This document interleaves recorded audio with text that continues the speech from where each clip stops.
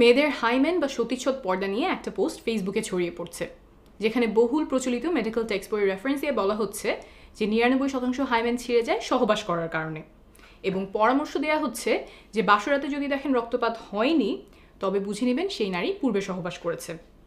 এই ভিডিওতে মেয়েদের ভার্জিনিটি পরীক্ষা করার প্রচলিত পদ্ধতিগুলো নিয়ে আলোচনা করব, রেফারেন্স সহ বুঝিয়ে বলবো এগুলো কতটুকু নির্ভরযোগ্য।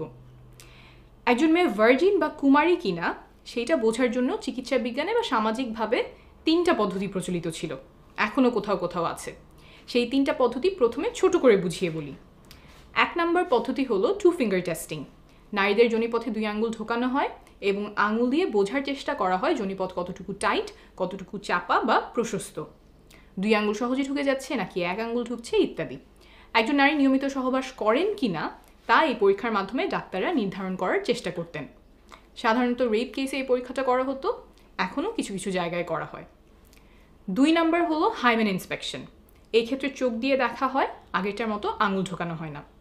মেয়েদের যোনিপথের হাইমেন, অনেকে এটাকে সতীচ্ছদ পর্দা নামে চেনেন, সেইটা পরীক্ষা করা হয়। হাইমেনে কোনো ছেঁড়া আছে কিনা, থাকলে কোথায় ছেঁড়া, হাইমেনের আকার কেমন, মুখ কতটুকু বড়, এইসব দেখে বোঝার চেষ্টা করা হয় মেয়েটি আগে কখনো সহবাস করেছিল কিনা। 3 নম্বরটা হলো প্রথম সহবাসের রক্তপাত। অনেকের ধারণা যে নারী কুমারী হলে সহবাসে রক্তপাত হবে, সেজন্য বাসরাতে অনেকে সাদা চাদর বিছিয়ে দেন যাতে রক্তের দাগ ভালোভাবে বোঝা যায় বউ কুমারী কিনা সেই পরীক্ষাটা যাতে হয়ে যায়। এই যে 3টা পদ্ধতি বললাম, এগুলো কতটুকু নির্ভরযোগ্য? আসলে কি এগুলো ব্যবহার করে বোঝা যায় একজন নারী কুমারী কিনা? এই পরীক্ষাগুলো নিয়ে সর্বশেষ মেডিকেল সায়েন্স কী বলে তা এখন বুঝিয়ে বলবো। প্রথমেই আসি 3 নম্বর উপায়ে, প্রথম সহবাসে রক্তপাত। 100 জন নারীর উপরে করা একটা গবেষণায় দেখা গেছে যে 44 জনেরই প্রথম সহবাসে রক্তপাত হয়নি। সংখ্যাটা কিন্তু কম না, প্রায় অর্ধেকের কাছাকাছি নারীর প্রথম সহবাসে রক্তপাত হয়নি। এমনকি কোনো ব্যথাও হয়নি 32 জনের। এমন আরও গবেষণা আছে যাতে দেখা গেছে প্রথম সহবাসে সবার রক্তপাত হয় না। রক্তপাত হওয়া এবং না হওয়া দুইটাই স্বাভাবিক। কারো কারো ক্ষেত্রে যোনিপথ পিচ্ছিল না হওয়ার কারণে বা জোর করে পুরুষাঙ্গ ঢোকানোর কারণে যোনিপথের দেয়াল ছিঁড়ে যায়, ফলে রক্তপাত হয়। এরপর আসি 2 নম্বর উপায়, হাইমেন ইন্সপেকশন বা সতীচ্ছদ পর্দা দেখে বোঝা যায় কিনা নারী কুমারী। এইটার ব্যাপারে হয়তো অনেকেই শুনেছেন, সহবাস করলে মেয়েদের যোনিপথের পর্দা ফেটে যায়, আর তাহলে তো ওটা দেখলেই বোঝা যাওয়ার কথা যে সে সহবাস করেছে কিনা। অনেকেই মনে করেন হাইমেন এমন, এইভাবে যোনিপথের মুখ আটকে রাখে, সহবাস করলে পর্দাটা এমনভাবে ফেটে যায়, তাহলে ভালো করে দেখলেই বোঝা যাওয়ার কথা যে নারী কুমারী কিনা। আমেরিকায় 36 জন গর্ভবতী টিনেজারদের ওপরে একটা গবেষণা করা হয়। তাদের হাইমেন এবং গোপনাঙ্গ দেখে ডাক্তার নির্ণয় করার চেষ্টা করেন যে তারা পূর্বে সহবাস করেছে কিনা। 36 জনের মধ্যে মাত্র 2 জনের ক্ষেত্রে ডাক্তার বুঝতে পেরেছিলেন যে তারা আগে সহবাস করেছে, অথচ 36 জনই গর্ভবতী, অর্থাৎ বাকিরা সহবাস করেছিলেন কিন্তু তাদের হাইমেন দেখে বোঝা যায়নি। অনেকেই মনে করতে পারেন হাইমেন দেখে বোঝা না যাওয়ার কারণ কি? যদি এমন ছেঁড়া হয় তাহলে তো দেখেই বোঝা যাওয়ার কথা, কিন্তু আসলে হাইমেন এমন শক্ত কোনো পর্দা না। হাইমেন বা সতীচ্ছদ পর্দা কিছুটা এমন ইলাস্টিক, সংকোচন প্রসারণ বা বড় ছোট হতে পারে, আর এই হাইমেন থাকে যোনিপথের চারপাশ ঘিরে। আর যোনিপথের দেয়ালগুলো কিছুটা রাবার মতো ইলাস্টিক, ছোট বড় হতে পারে, এত বড় হতে পারে যে এই রাস্তা দিয়ে জন্মের সময় বাচ্চা বের হয়। তো এই যোনিপথ ঘিরে যে পর্দার মতো থাকে হাইমেন, সেইটাও বড় ছোট হয়। এই পর্দাটা অনেক রকম হতে পারে, এক একজনের এক এক দিকে খাঁজ থাকে, ভাঁজ থাকে, আর মেয়েদের জন্মের আগেই তার হাইমেনে ফুটো থাকে। বড় হলে সেই ফুটো দিয়ে মাসিকের সময় রক্ত বের হয়। এই ফুটোও অনেক ধরনের হতে পারে, বড় ছোট হতে পারে। ফুটোটা কত বড় হবে সেটা বয়স, ওজন, উচ্চতা সহ আরও অনেক কিছুর উপরেই নির্ভর করে।